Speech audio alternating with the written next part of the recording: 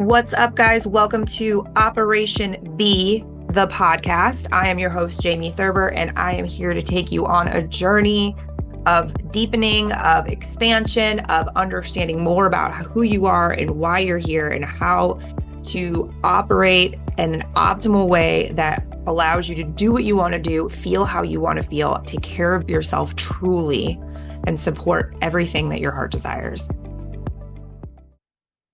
What's up, guys? Welcome back to the Operation B podcast.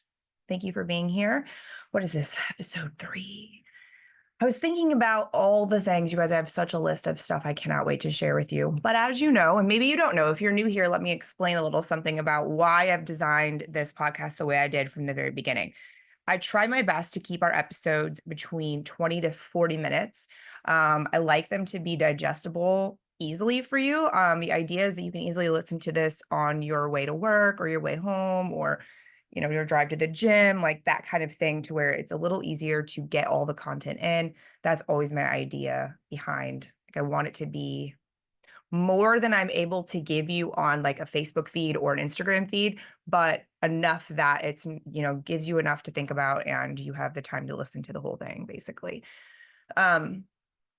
We are toying around with the idea of adding in a once a month hour-long video where I'll have a guest. I just couldn't do a guest for 30 minutes. There's no way. Like, I talk too much. They just know we'd get nothing into it. So that is something that maybe after the new year we'll be adding in. So stay tuned. But anyway, thinking about all the things in this past year when I've taken a break from recording for you and really from sharing online at all. I didn't share online very much at all for the past year and a half up until most recently. There's so much to share and I can't wait to unload it all. But I do feel like there has to be a method to my madness and how I unfold it for you to make it make the most sense. So if you're tuning in on video, you're seeing me in my office. I used to film in my apartment and I now live in a house and I have this beautiful office built behind me. There's a lot happening. So if you're listening, I have a full wall bookshelf behind me. It's like a dream of mine to have it feel and look like a library eventually. Right now it has a mixture of things that matter to me: plants, books, tea kettles, a Dom Perignon box that Tony gave me when I reached like a milestone in my business, a lighthouse my uncle who passed away made for me, a Buddha that belonged to my grandpa, like a big key, my Tony Robbins hat, the triple goddess symbol, a front picture, just all the things, right? These actually, we'll go ahead and just, now we're giving a tour. So here we are. Mac, that's Mac right there. Those are his ashes. And that's Bonnie. So this stuff on the wall behind me is very important to me. So you should have seen me asking my producer, though. I was like, is this too much? Like, is this distracting? And I think she kind of ignored my question. She didn't even answer me because I'm assuming that was a relevant question. So just a note that we all overthink things that likely other people never even think about. So that is very, very, very human nature thing to do. So today I decided that I want to talk to you about pressure. So when I had the moment that I realized, like, holy shit, I have to rehaul the way I've experienced most of my adult life, because here's a good example.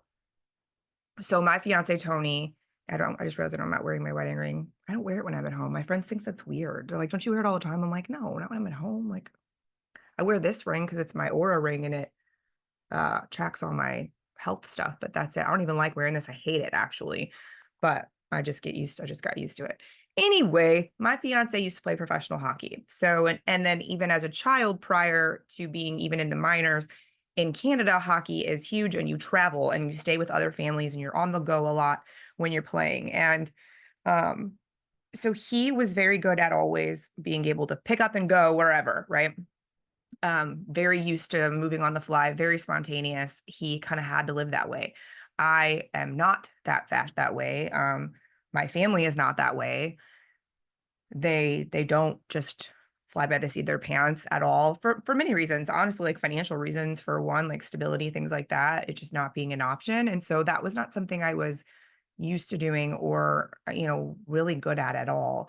And Tony told me, like, probably like a year ago, when we were really getting deep into some of the habits and ways of existing that I created based upon being sick that I didn't even realize I was creating for that, because that's what we do as humans. We create patterns and we create fail safes, and we, have, oh, that's hot, don't touch it. You learn that when you're a child, when you touch it for the first time and burn the shit out of yourselves. Like, we create these neuro pathways as well as patterns and things in our lives to keep us safe and to keep us functioning, mainly is what I learned for me. Mine was to keep me functioning. So we were talking about some of that depth and like all the just insanity that I created inside of my life and in my head as like must haves. Like, I was very rigid about them. And the reason was because they were all attached to, if you break them all down, if you ever have done any kind of therapy where you keep going deeper and deeper into the like core human value of why you do something. For me, it was the fear of dying. Literally, like, if I don't do this, I might die. That's what it all broke down to. So we were talking about that. And Tony was like, honestly, Jamie, like early on in our relationship, when you weren't able to just like drop what you were doing and jump on an airplane with me, or, drive to wherever with me, I asked myself, like, do I want to be in a relationship with this girl like long term, if that's where her head's at, just because he's so different. And like, his ex-wife was the opposite of me. She was like wild and crazy and spontaneous and all the things. Now that came along with its own, unique set of issues as well. But he told me that, like, he thought about that when we were early in our relationship. And I'm like, good thing that I'm like the person I am now, and that didn't hurt my feelings, because I was like, yeah, I could see that actually. I remember we went to Chicago for my birthday. I think we drove up that year. We did. We drove up there that year for my birthday. We stayed 2 nights in one hotel, and then I don't even remember what hotel it was. And we saw the Blue Man Group and ate at a bunch of really nice hole in the wall, small, awesome restaurants that he knew from when he used to travel up there to play hockey. And um, we spent the last 2 nights up there at the Drake, which, if you ever stay at the Drake, it's totally my style. I would live there if they let me. It's just like old Hollywood, very, very cool. It's not cheap to stay there though, right? So we stayed there the last 2 nights because Tony wanted me to experience it. And then when we were getting ready to leave, yeah, so I think it was like 4 nights we were up there. We went up there because I had a business trip with Susie Romans, my first coach. That's what it was. And it was my birthday. I remember. So we were getting ready to leave, and he was like, what if we just hopped on a plane and went to Miami? I would love to go to South Beach. Like, what if we just did that? And I was like, and I like flipped out and was like, I can't, I have a job. I have this. I can't, I don't have a swimsuit. I don't have dresses. I don't have anything I need. I'm literally in Chicago in fucking late October. Like, it's cold. And so I knew that moment flashed in my mind, and I knew that had to have been one of the experiences that he was referencing. And he was like, and now in the present day, he told me, he was like, and then I learned that you had to do that as like a survival tactic. And I was like, yeah, exactly. Jumping on a plane. Those of you who know me from online, like, yeah, I used to jet set all over the place and go to conferences, but I always got there a day early and I always stayed a day late because my body would lose its shit because of all the stress and all of the like moving and the stuff I had to force it to do, basically. And it would break down after the first flight for a day or so. And then it would break down after the event before I could get back on a plane and go home. And then I would break down once I got home. My body, when I say break down, I mean my system would like basically force me into bed. So at that time I had a regular job. So with like a very important position that managed a lot of things. And so I couldn't just be missing work all the time. My boss counted on me to do my job so he can miss work and travel and do his shit, right? That's what happens when you're a boss. That's awesome. But Tony then realized, oh my God, you had to exist that way. Like, you had all those checks and balances in place so that you could function. And so I wanted to tell you that story to kind of start this topic of the idea of pressure, because the truth is that when I sat down year and a half ago and was like, something's got to give, like, my body is literally telling me, if you keep doing this, things are going to stop working. Like, that's how serious it was. I just knew in my guts that if I kept going the way that I was, more serious, like, just like organ failure and shit, like, and talking to people, doctors and things, they're like, yeah, that's absolutely was a possibility in the place you were going. Because I was just not able to get assistance and treatment for what my body was doing. It made sense to no one. And so I would just push through as much as I could. That's what I like about this podcast. And I don't like to use the word burnout because that's what people like to try to explain what I've experienced as. And like, does it feel like a form of it potentially? Yes. but it's not the burnout that you hear on the internet where people hustle so hard and then they like get sick and blood. Like, this is not that. Like, did I push myself really hard? Absolutely. Would that have potentially caused some sort of a level of burnout for the average day human? Maybe, but it wouldn't have been as drastic as it has been for me because I had also, 15 years before I started my company. And, yes, I hustled my ass off before I started my company and my jobs and all that. But anyway, it's just not, I don't like to refer to it as that. I just think it's what happens when we don't listen to our body, because we're not taught to listen to our body here in good old America. Like, that is not something that is taught to us. Unless you're an athlete. I live with one. What I've gone through and the way I experienced life was very foreign to him because he grew up as an athlete. So his body was his tool. He treated it as such.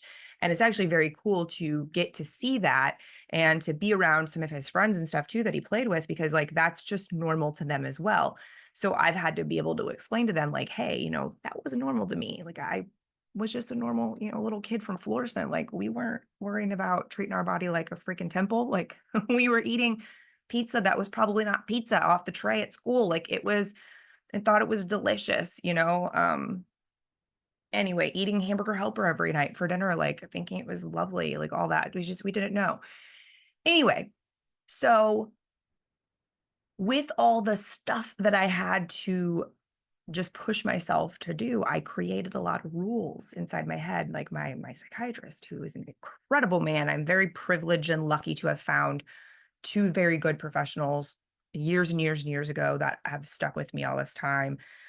It's not easy, unfortunately, right now. We have a shortage of therapists and a shortage of psychiatrists in the country. And it sucks because we also have an all-time high of mental health issues, and a culture that doesn't support healthy mental health. So it's like, it's just really crappy situation, which is another conversation for another day. I could go down the rabbit hole on that for a long time. But I remember we identified this part of me as the drill sergeant. That's what we refer to her as. And she is a rule follower. She will follow all the rules to a T always. And that's it. You say, Jamie, take this, this, and this at this time, and I will only do that. My whole world will crumble around me in order for me to do said thing the way it's supposed to be done. Because now I know there was so much pressure to have at least something that I could control. And that was something that I could control. So back to the pressure word, I created all of these rules and checks and balances around me. I created a team that I was paying more money than I was making, because if I didn't catch the email about the website being down, they did. If I'd missed the email or the direct message from a client who wanted to pay me $10,000 for something, they caught it. There was just all these places where I knew that I was okay. Like, I knew I had a backup that would make sure that I was okay. That's where, like, I joke about how I always would have food with me, because I was always chronically nauseous. And so in order for me to function, I'd keep hamburgers in my purse. I'd keep like granola bars always, trail mix always, peanut butter, literally jars of peanut butter with a spoon. And like, it was a thing that I knew what my body could take just enough of to keep going. And so that's what I used. And so, God, I could literally write you a novel of all of the ways that I created these fail safes in my body and in my life to try to prevent me from feeling physically terrible. And I took them extremely seriously. Like, they were written in fucking stone. And the coolest, craziest, most effed up part of it, the whole thing, was I didn't even realize I was doing it when I was doing it. It's just I have an operations brain, like a very project manager brain. So that's just how it functions. Okay, we have a problem. How do we solve it?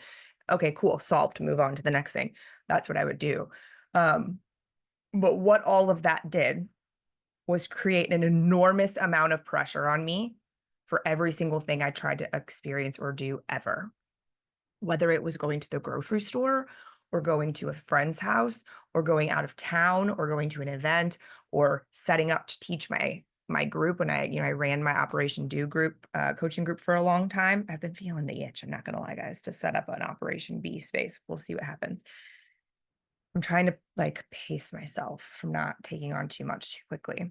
Anyway, so whatever it was that I was doing, I would prepare so far in advance that it would create so much stress and pressure on me, to the point where towards the end, but before I stopped doing that, I would like put myself into like a panic state, literally, because I had to prepare all the things. Like before I would go on a trip, I would have a panic moment before I even got there, because I put so much thought and energy into making sure I had every single thing I could possibly need ever in that suitcase, like forgetting that I wasn't going to the middle of the Amazon forest and like there are stores and places. Like if I forgot my heating pad, I could like go fucking buy one, but not in my mind. Nope. I had to have it so strategic. Now you have to realize that all these things that might sound a little neurotic that I'm explaining to you also make me very good at my job. So we are not condemning those parts of me. Instead, we honor them for what they were trying to accomplish and let them now only work in the places that are productive. So with that being said, it's funny, I just noticed some of my books behind me. I just got distracted. So I have a lot of president books. You guys see, like there's a Joe Biden book. There's also like a Donald Trump book somewhere. There's a Bill Clinton book somewhere. There's like uh what's his name? George W. Bush. I like to read about humans that have power in the world. I like to know about them as people, or like their upbringings and stuff. That's just human behavior and human development is like, it's like my fave. So if you are peeping some of the titles of the books behind me, that's what you need to know.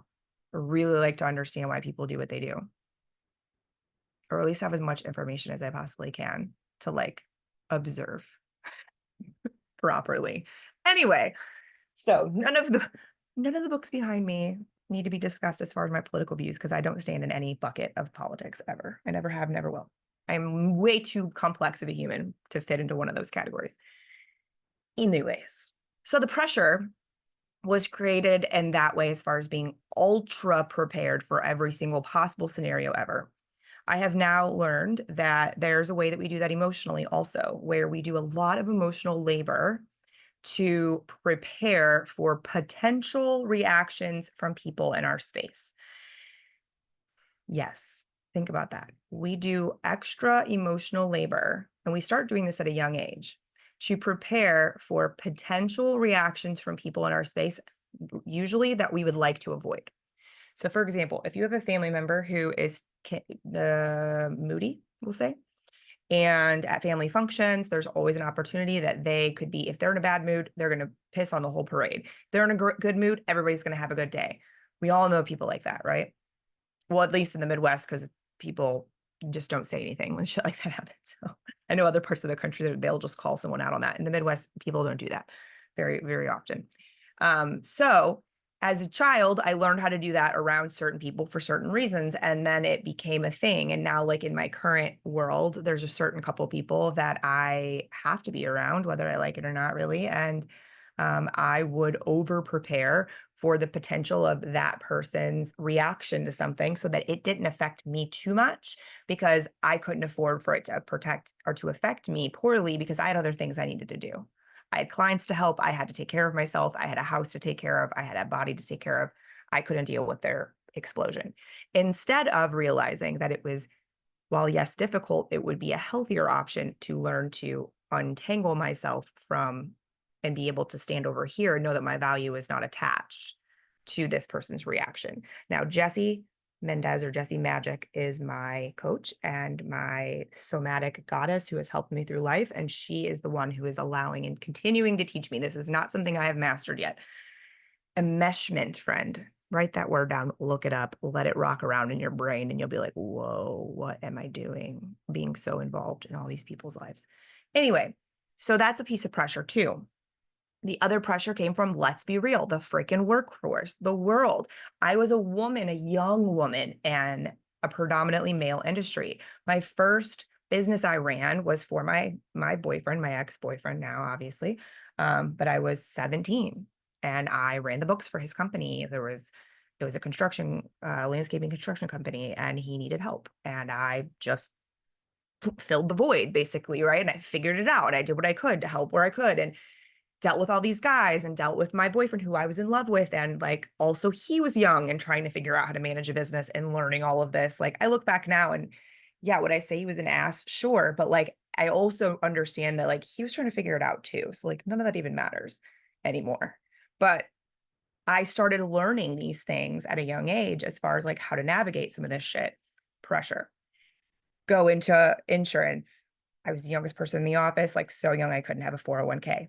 Pressure. Then got promoted to be an adjuster, had to take all these tests and had to pass all these tests so that I can handle claims in other states. Pressure. Had to travel. Pressure. Again, while all this is happening, I'm sick and no one fucking knows, by the way, besides my mother and a couple of my friends. And even then, they didn't necessarily know the extent of it. So then it goes on to starting at the Body Shop, which was its own form of amazingness and its own form of a toxic relationship all at the same time. But God, so much pressure, so much pressure. I had to be the best. I had to be good in every room. I had to watch my words. I had to keep secrets. I had to keep, separate people. Like this person liked to be treated like this, and I was supposed to cater to them. And then this department needed to be treated like this. And then we had all the police departments. We had to keep them all happy. And then we had all these other people. We had to keep them all happy. I had to keep all the painters from crying and all the body men from, punching people. And it was just a whole thing. It's a lot of emotions in a male dominated business. People don't talk about that. It's a lot of emotions to navigate. And I'm really good at it, you guys. I'm really good at it. I did a great job. I ran those companies well. We did a good job. It was stressful, but that was for other reasons. And it was cool, great experience. Then we start again, pressure, pressure, pressure. At that time, I also had other jobs. I worked for Monster. I was a bartender. I worked for Miller Coors. I did all this other stuff to make money to pay my bills. And I moved out at a young age. So I had, real big girl bills and all that. And then we start the company. A year after I started the company, I leave the Body Shop. And then here we are. Okay. The rest is here we are. But when you come into the online space, so there's a lot of pressure put on you from other people in the online space. That's the funny part. When I say other people in the online space, I mean other professionals. So when I first came into this space, Instagram wasn't even a thing. Snapchat didn't exist. Like live streaming didn't exist. It was Facebook groups. So you'd come in and you do Facebook groups and you do I might have told you a little bit about this when I was telling a bit of my other story, but like, that's a lot of pressure, yo. Like you have to sell yourself without selling yourself because the groups did not allow you to hard pitch, but you had to story tell. So you had to learn how to have your page set up a certain way, like your web page set up a certain way to get your point across. You had to learn how to story tell in a way where it was adding value to people, but also allowing them to want more. But you wanted to add value because you didn't want to be well, for me, I didn't want to be a cheesy salesman. Plenty of people take that route. I just couldn't sleep at night. That's not my jam. So all that to be said, pressure, pressure, pressure, pressure, pressure, pressure. I get coaches. Most of the coaches I've had did not put pressure on me. They were beautiful women who did great things for me, who helped me a lot and showed me what it could really be like to run life in your own way. They really did. I traveled to see them. They taught me how to run websites and e-commerce and set up payment links and set up items to sell online. And like, they showed me how to do all this shit. Like, I didn't know how to do it. I knew how to run businesses, but I didn't know how to do it online. So they taught me how to do it online and I did. Talk about pressure. I ran multiple online businesses. That's a lot. Running one business is a lot. Running multiple is a lot. That didn't last very long because it was too much. I started coaching. That has its own layer of pressure, which I will always gladly have because I now handle it very differently and it's healthy. Trust me, I'm getting to a point. Stick with me here. But in the online space, there's a lot of, if you're not making $10,000 a month, I'm doing air quotes for those of you who are listening. If you're not making $10,000 a month, then you're not making enough. And now there's a big little like group of dudes who are running around saying, if you're not making 100K a month, you're not doing enough. You don't want enough. You're a fucking piece of shit, basically is what they're saying to you. And I'm over here going, wow. And this is what's wrong with the world right there. I love it that people are making 100 grand a month online. That's amazing. I love that for you. I want you to make millions of dollars online. I want you to make millions of dollars doing anything.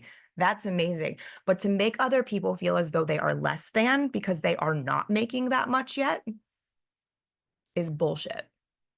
That's a childish, very egotistical thing to do. And it's nasty and gross. I hate it. Ugh. The least of like, ugh.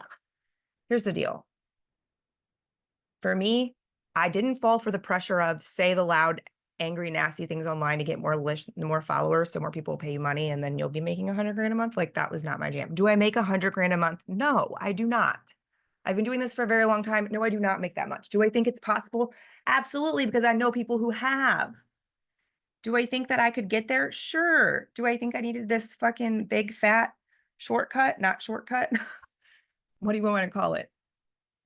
I had to take the long route, the scenic route there, this really bumpy scenic route of health is, yeah. But anyway, again, pressure, pressure, pressure. Everyone everywhere is telling you, you need to post 4 times a day and do this and this, and blah, blah, blah. All the pressure. I created this situation where everything I wrote online got posted in 17 different places, literally. It's a lot to manage, guys.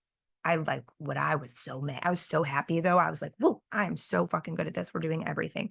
My clients were thriving. My team was thriving.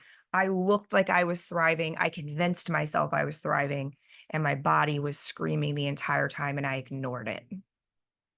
That's the point I'm getting at. I ignored it because the pressure was louder. The pressure meant more. The outside pressure was more. And I had done and have done more mindset work than I even know how to explain to you. So that's what the real mind fuck was for me, when I realized that I had done so much work on my way of thinking, my way of looking at things, my way of looking at people, my way of helping people and speaking and listening and explaining and being compassionate, all of those things. But what I didn't do was listen to my body. So pressure, pressure, pressure, body screaming. It's like, well, let's talk about, it's like a freaking pressure cooker. What happens if you accidentally took the top off? Like, I don't like pressure cookers. They make me nervous. I feel like I might explode my face right off of my skull if I do something wrong. So I don't use them often. They make me uncomfortable. Nope, I'm good. I'll wait. My food can cook slowly in the oven. Like, that's where I'm at. Okay. So with that being said, what I realized is how many places, and I'm hoping as I'm telling you this story, things have been dinging in your mind of places where you put pressure on yourself. That's not your pressure, or that's not necessary. We put too much pressure on ourselves for things that typically are not even our own.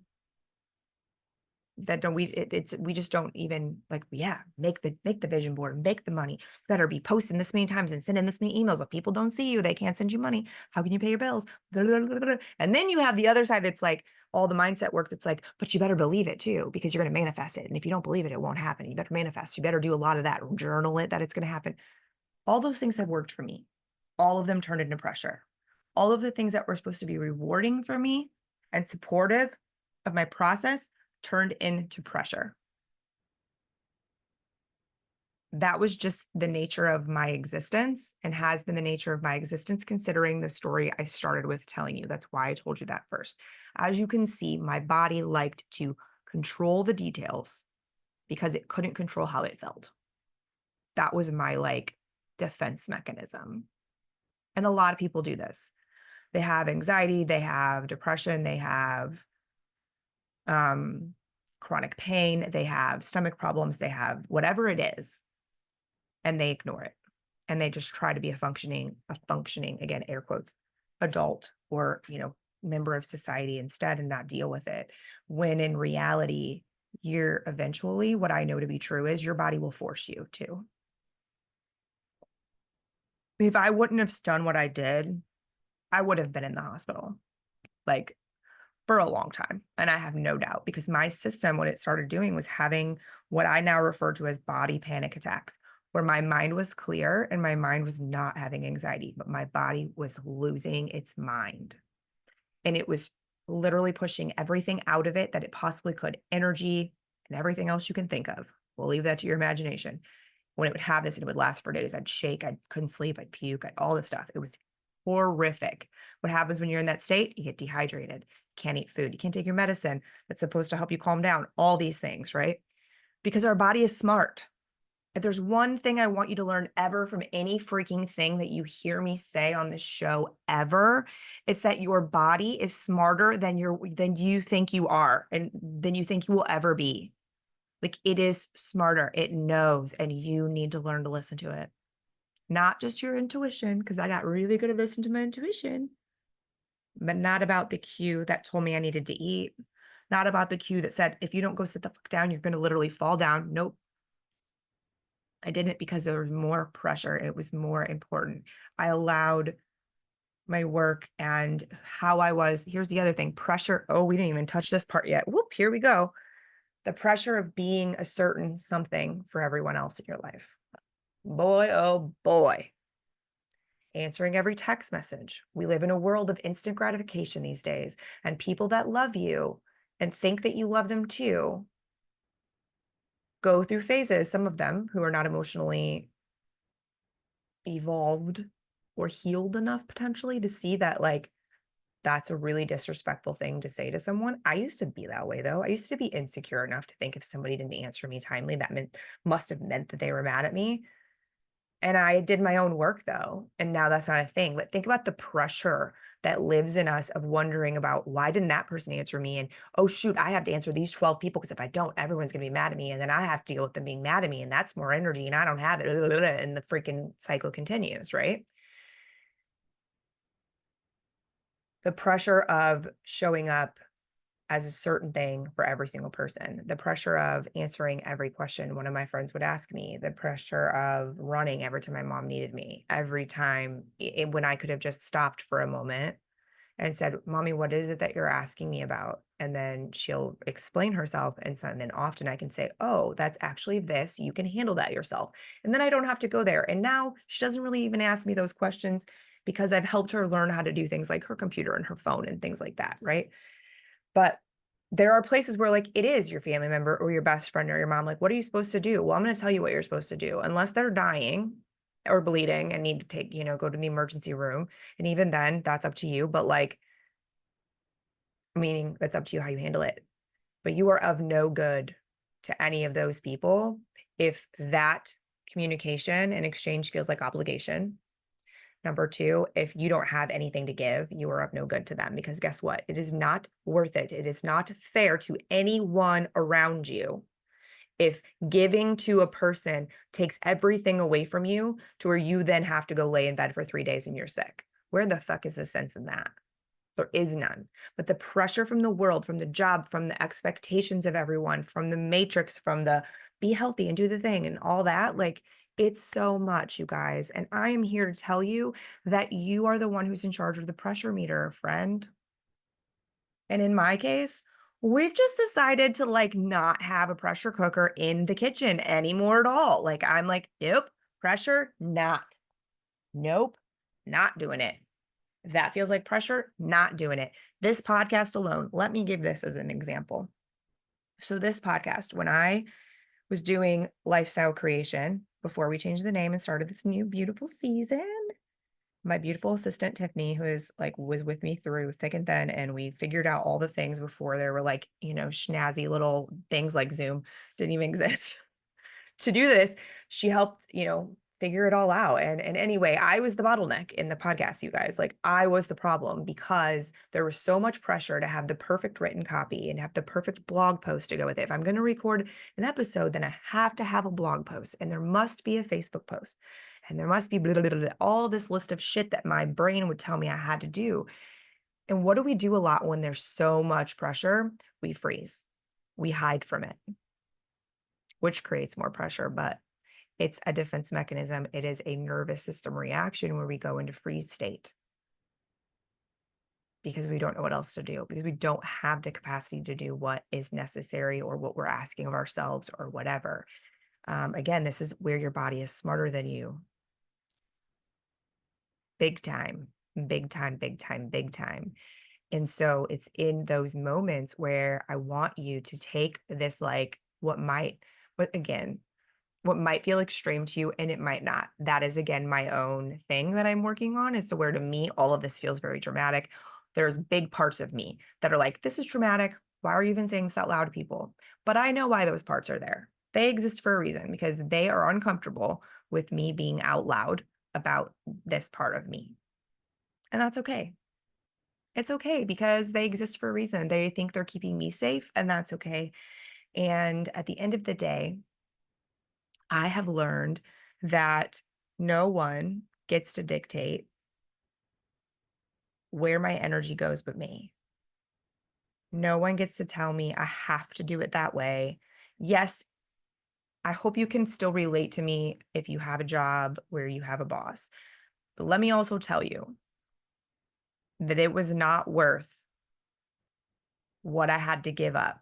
The money and the like accolades and the position that I reached and like the people that respected me, none of that I received at my other jobs was worth the backlog of buildup of emotional and physical stuff that I didn't deal with that entire time because I let someone else dictate the like large amount of pressure on me because I just thought that's how it was supposed to be. I didn't think there was another way.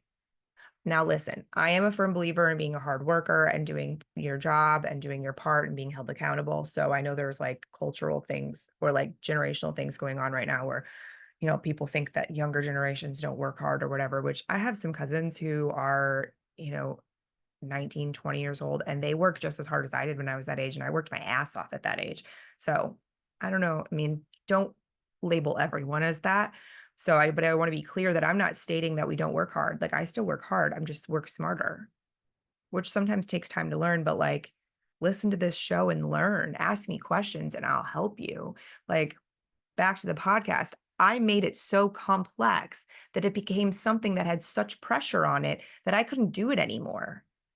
So when I decided I started to get and as during the time where everything got really bad, like all my creativity was gone. Like I didn't feel any desire, like the words, I could barely even put words together sometimes for my own like very intense thoughts. I could put my words together for my clients always, and I still don't necessarily know how I do that, to be honest, through all this, but I do.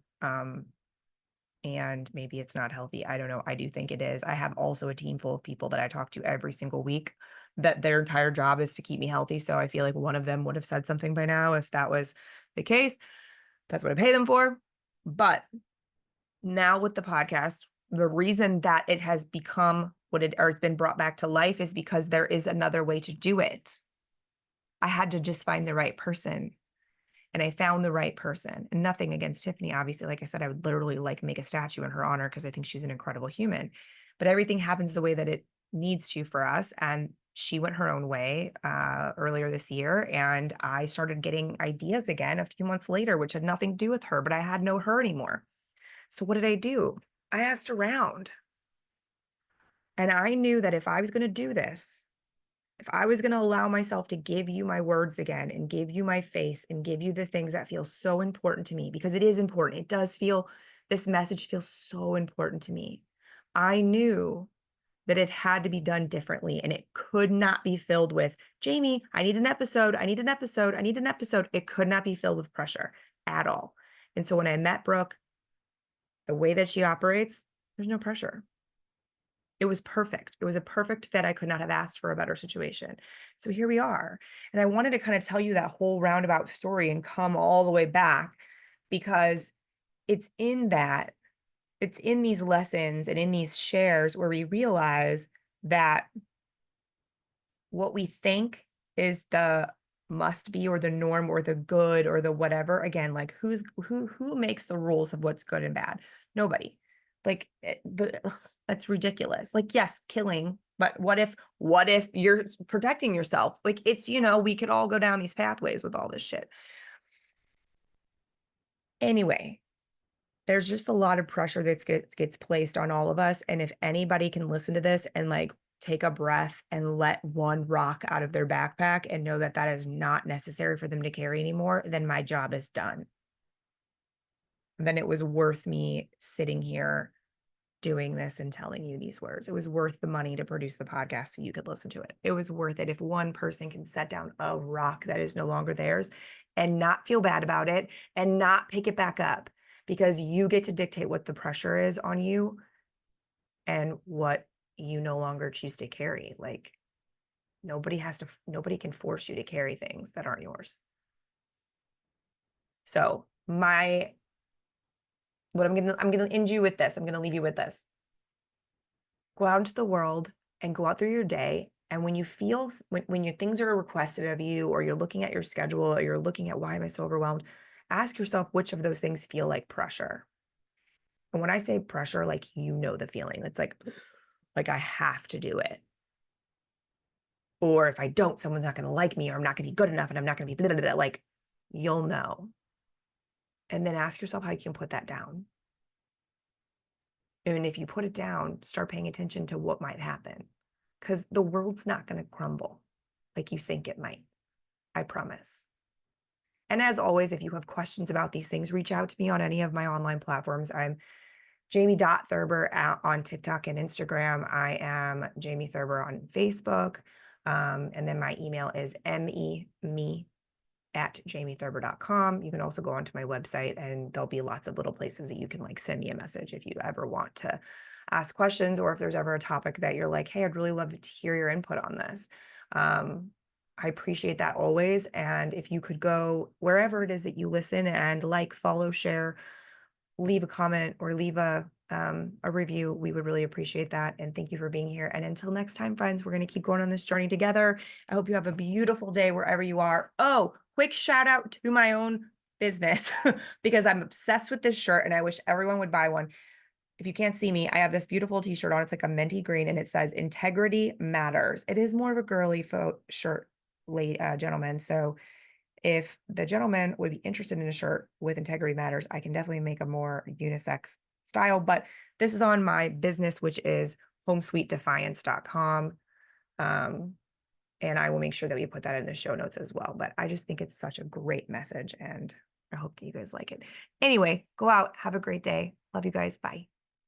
Thank you for listening to Operation B, the podcast. To support this message and to support the show, please make sure that you like, follow, and share the podcast wherever you enjoy listening. And be sure to leave us a review on iTunes. Thank you for being here and see you next time.